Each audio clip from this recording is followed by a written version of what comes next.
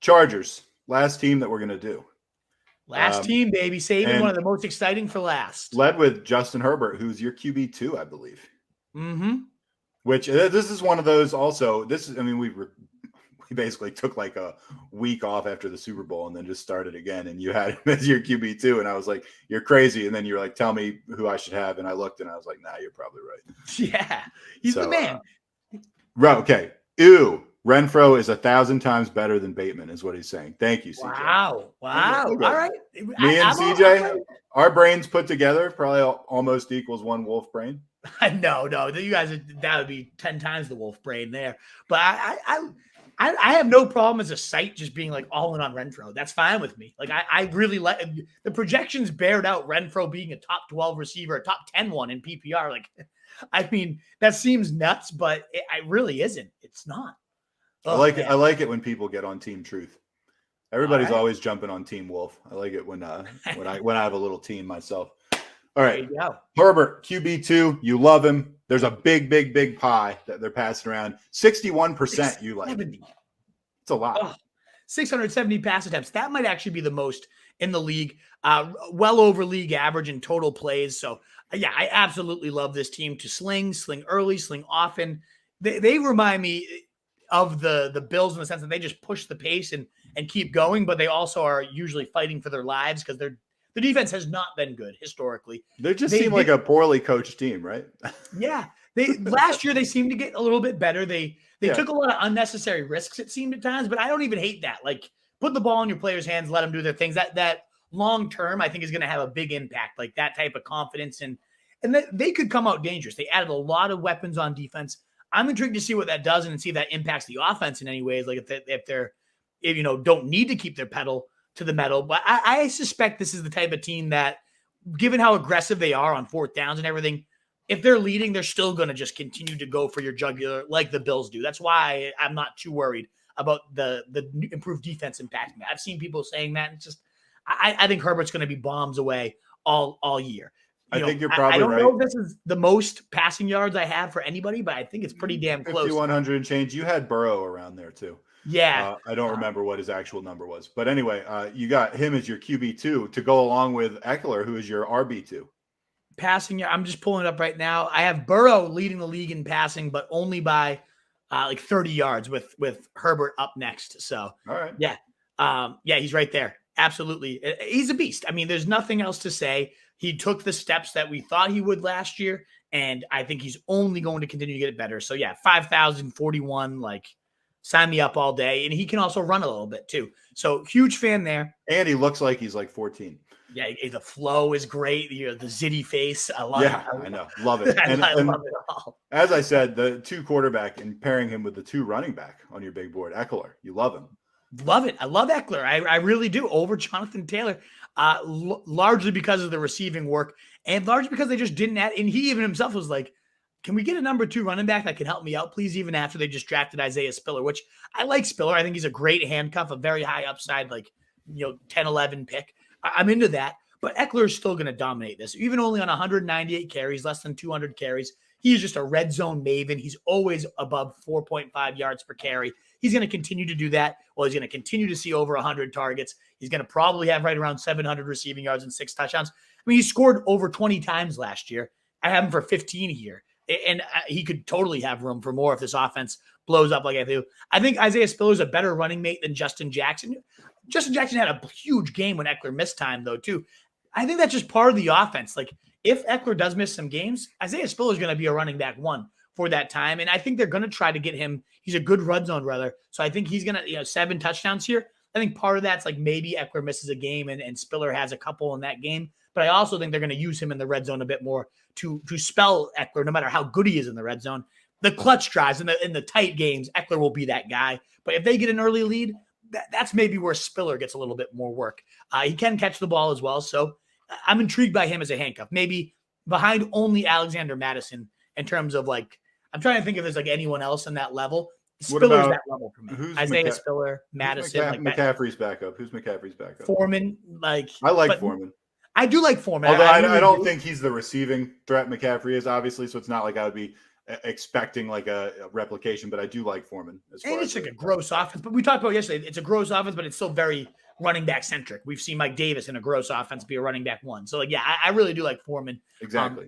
Yeah. So yeah, no, I mean, he's a great handcuff too. We can do a whole show on handcuffs. Let's do it. I was impressed with where Keenan Allen came out in my rankings. Yeah, that guy keeps hanging around. You got him in your top, easily inside your top 10, which makes sense if you're talking about an aerial pie this big and he's the number one guy. So it really does make sense. Yeah, it's not even him being overly efficient. 10 yards a catch, 1,100 yards. Like, oh, okay, not bad.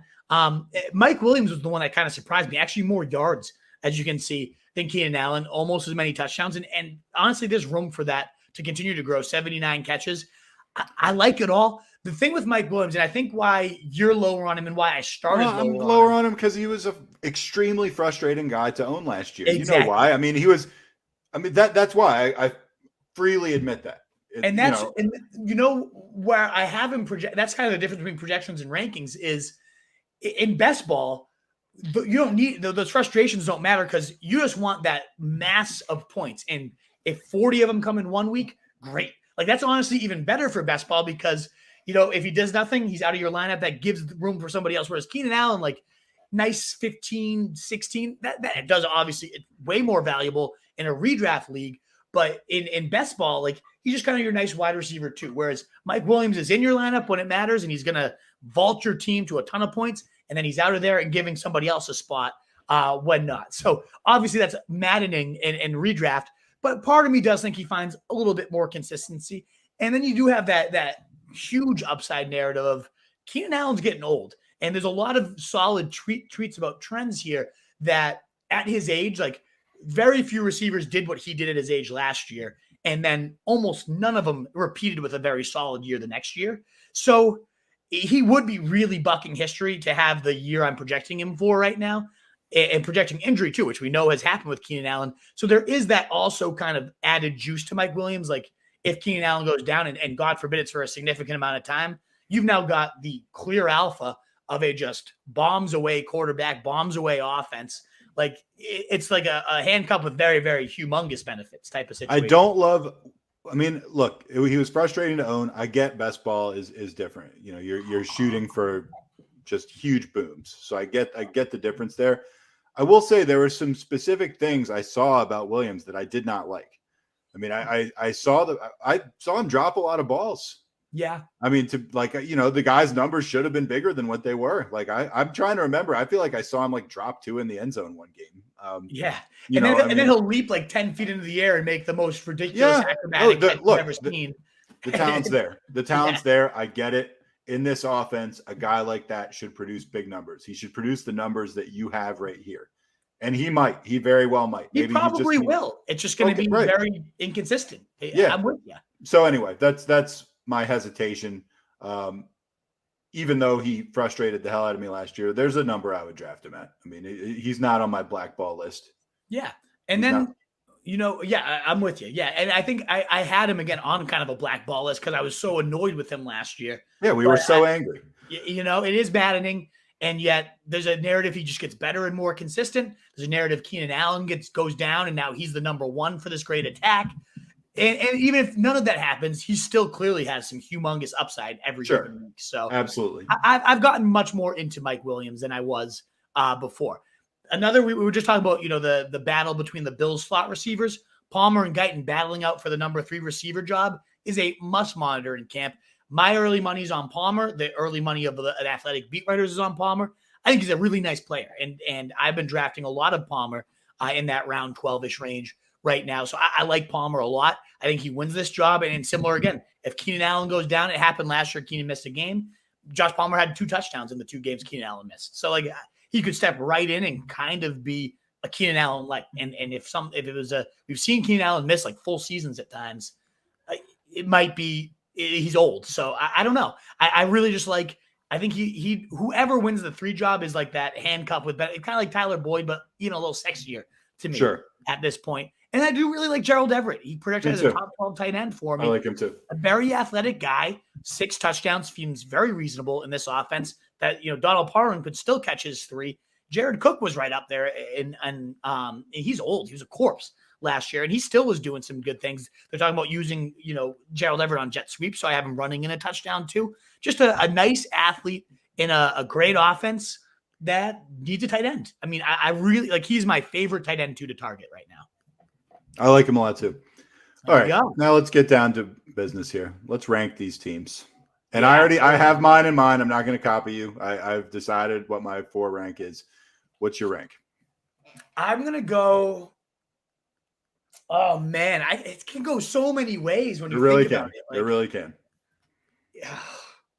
I'm going to say 3 teams from this division make the playoffs. That's could all 4 make the playoffs? I think it's mathematically possible because now there's 7 teams that make the playoffs now. So, I mean, they'd have to really beat up on teams outside their divisions. Yeah, which they might. Could. They might. Which they could. I would rank them. That's hard, right? I'm going to say Chiefs end up finishing at number 1, followed by the Broncos.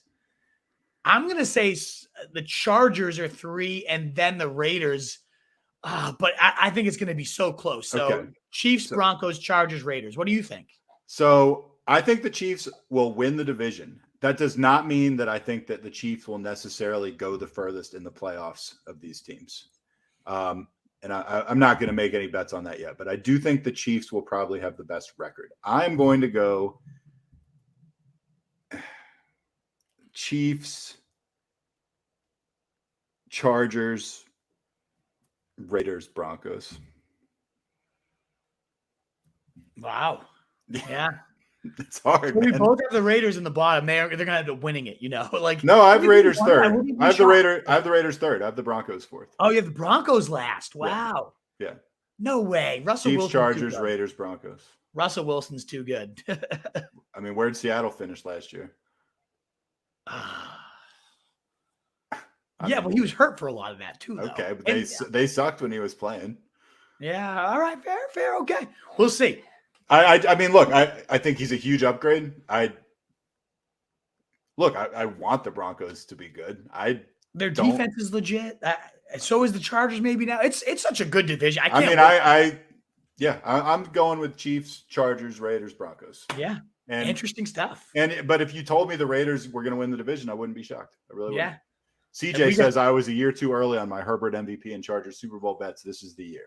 Bold. But CJ's always been a big Chargers guy. And I mean, that wouldn't shock me. I have them coming in 3rd, but man, I could see they're fun to watch, dude. What is up, you fantasy wolf? Thanks so much for tuning in. If you haven't already, share your thoughts in the comments, check out some more videos, and join the newest Wolfpack by subscribing below.